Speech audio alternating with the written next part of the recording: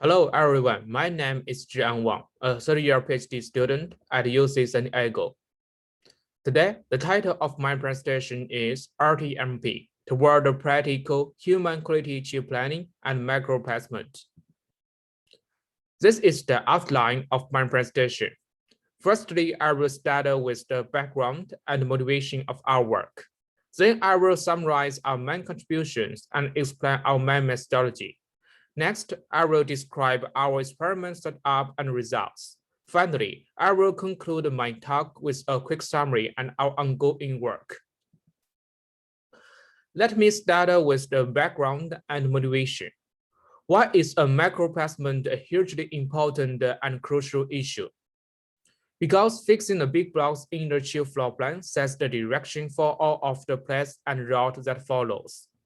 Just like a person with the wrong direction can never arrive at his destination, a bad microplacement can lead to significant congestion and timing issues. And the microplacement is the basis for efficient design space exploration of the SoC designs. Besides, the emerging machine learning accelerators make the microplacement more challenging. Machine learning accelerators really have auto-generated complex RTL structures with long, inscrutable auto-generated module names. And they really have hundreds of macros due to the need of storing online data. We can see the following tabular designs as examples. Here, the tabular designs are produced by Professor Hardy Esmeralda's group at UCSD in a joint project called Very Good ML. Then, how do physical design experts create high-quality microplacements? Here, we still use the tabular design as an example. Firstly, the back-end designers will talk to the front-end designers and try to capture the conceptual abstractions of the designs and understand the functional interactions between logical modules. As you can see here, there are gray boxes corresponding to logical modules. Here, the red and blue lines are bounded connection between logical modules. Then they perform data flow analysis to determine the relative positions of each module. Basically, here they trace the bounded connections for each module one by one. Here, I will show the bounded connections for some modules one by one. Here, see the red lines for bounded connections in the top left figure. Here, see the blue lines for bounded connections in the top right figure. Here, see the blue lines for bounded connections in the bottom left figure. Here, see the red lines for bounded connections in the bottom right figure. Based on above discussion, we know that a human quality microplacer must correctly comprehend conceptual abstractions divided by the front-end designer, functional interactions and data flow between logical modules, microplacement guidance with preferred locations for macros, and common constraints such as microplacement blockages. Now I will summarize our main contributions. In this work, we propose RTL-MP, which utilizes RTL information and tries to mimic the behavior of human experts. To achieve human quality microplacement, our RTL-MP had following features. Firstly, RTL-MP converts the structural netlist representation of the RTL design into a cluster netlist, which captures the conceptual abstractions divided by the front-end designer. In this figure, we show the example of cluster and bounded connections. Secondly, RTL-MP analyzes the data flow between logical modules, including input-output pins, to understand their functional interactions. In this figure, we show the example data flow by the yellow arrows. Thirdly, RTL-MP will push macros to their preferred locations if users specify the microplacement guidance. In this figure, we show the macro guidance represented by the orange boxes. Lastly, RTL-MP understands common constraints such as fixed macros, macro placement blockages, notch avoidance, and pushing macros to peripheries.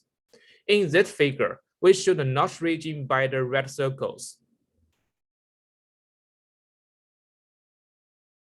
In summary, our RTL-MP is able to comprehend conceptual abstractions divided by the front-end designer, functional interactions and data flow between logical modules,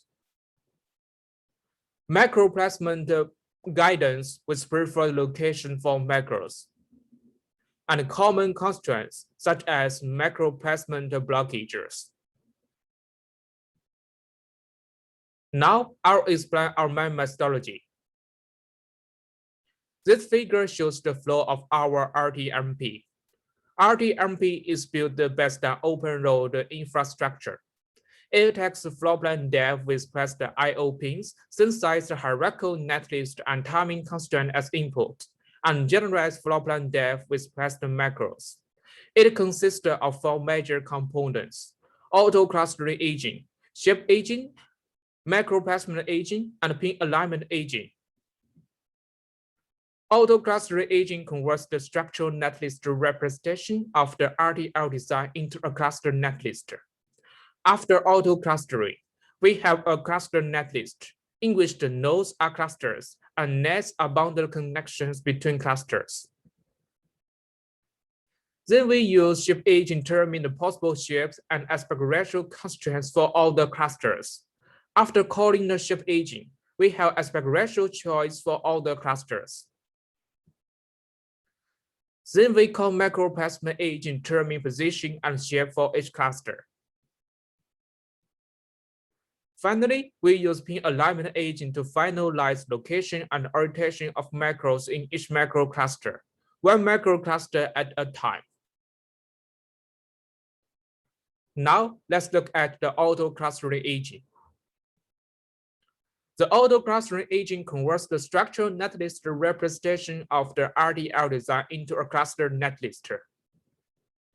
In the cluster netlist, we may have following 2 types of clusters: standard cell cluster containing only standard cells, and macro cluster containing only macros. During auto clustering process, we consider following factors: logical hierarchy, connection topology between clusters, macro regularity, grouping macros based on footprints, separation between macros and their corresponding standard cell logic, data flow between logical modules, including input-output pins.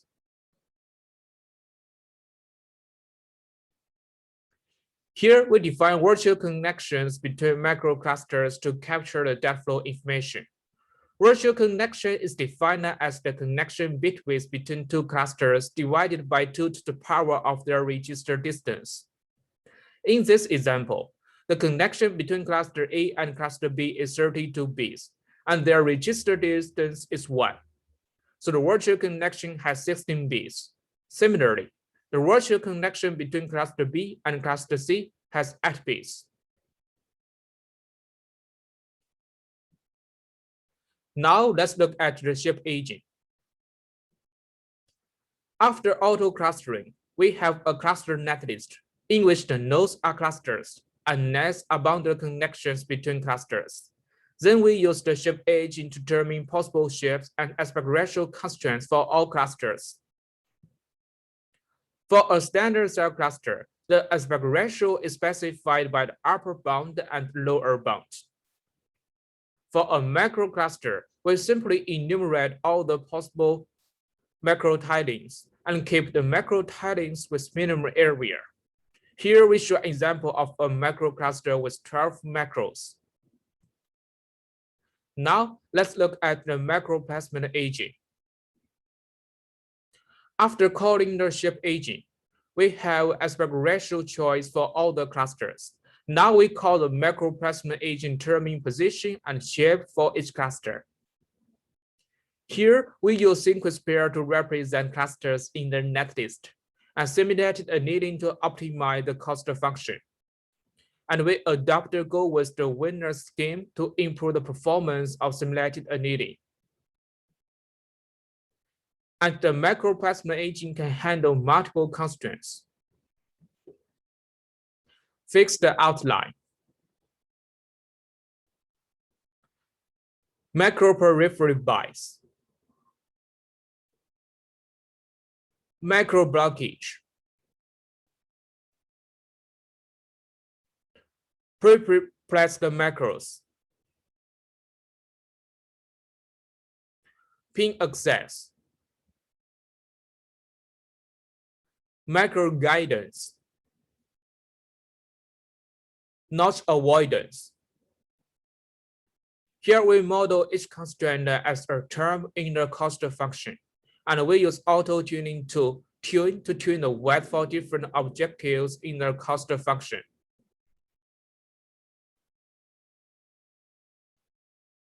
Now, let's look at the pin alignment agent. After calling the macroplasma agent, we know the position and shape for each cluster. Now we use pin alignment agent to finalize the location and orientation of macros in each macro cluster, one macro cluster at a time. When we deal with a given macro cluster, other clusters behave like fixed terminals.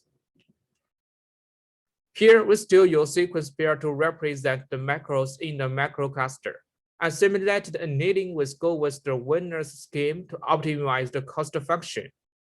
Here, we flip all the macros at the same time to force all the macros in a macro cluster with the same orientation.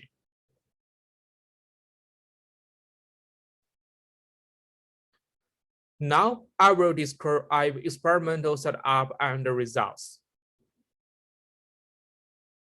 To show the effectiveness of our macroprocessor, the following 5 scenarios are evaluated and compared. Commercial. Macroplacement obtained by the 2020 release of a state-of-the-art commercial PNR2 using high effort setting. Manual. All macros are manually placed by back-end engineers. TMP. Macroplacement is generated by RTL-MP, which is the default macroprocessor in the open-road project. High depth. Macroprocessor by a recent state-of-the-art academic macroprocessor high depth from Professor Jody Cadella's group. RTL-MP. Results are obtained using our macroprocessor.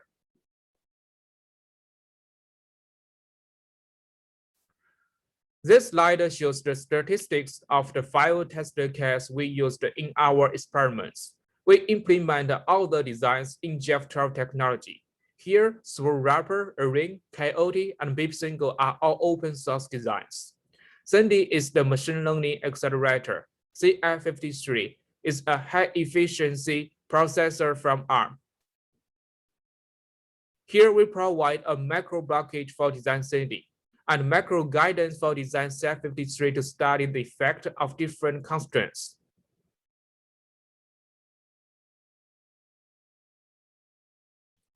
This slide shows the experimental results after completion of post-routing optimization.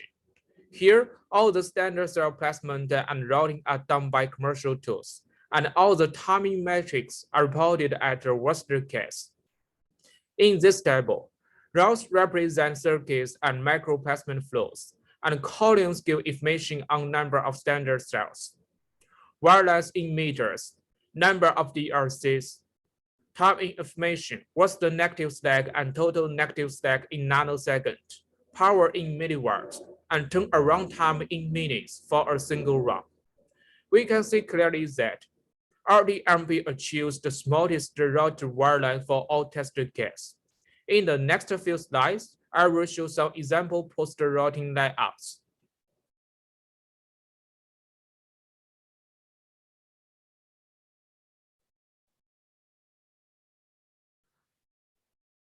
This slide shows the comparison between high depth and RTL-MP. We can see that in the macro placement generated by RTL-MP, all the macros are grouped together, which is the common practice that human engineers will do to ease the power routing.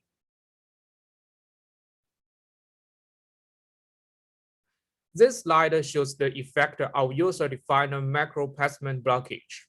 In Fig D, the magenta rectangle is the user-specified macro blockage. We can see that there's no macro that overlaps with the macro blockage.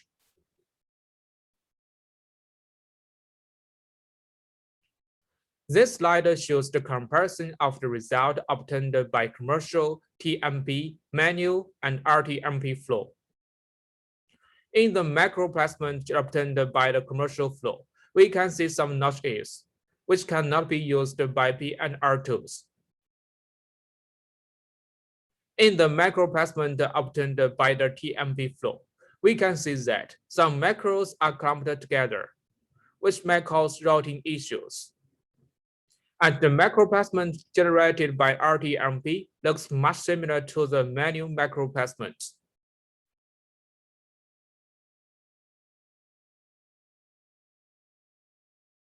This slide shows the effect of macro placement guidance.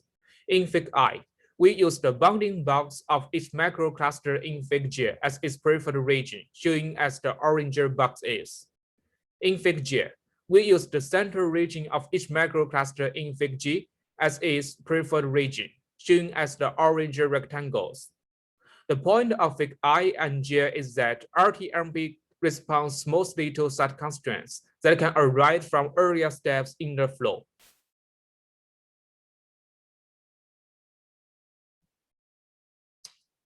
One drawback of RTL-MP is that the runtime is relatively long compared to other microprocessors. Here, I show the runtime profiling of RTL-MP on the CF53 tested case. We can see that nearly 90% of the runtime is spent on solution evaluation. We need to improve the implementation of solution evaluation to reduce runtime.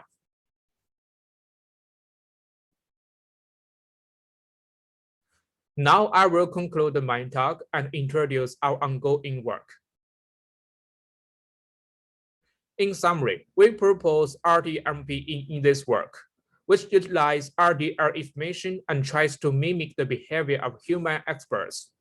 To achieve human quality macro placement, our RTL-MP is able to comprehend conceptual abstractions divided by the front-end designer, functional interactions and the data flow between logical modules, macro placement guidance with preferred locations for macros, and common constraints such as macro placement blockages. This slide shows the future work I'm still working on. Firstly, as I mentioned before, we need to reduce the runtime. Secondly, I'm improving the auto-cluster agent to support the hierarchical clustering, so we can handle designs like the tabla shown below. In the tabla example below, we first determine the position of each PU, and then place the macros in each PU.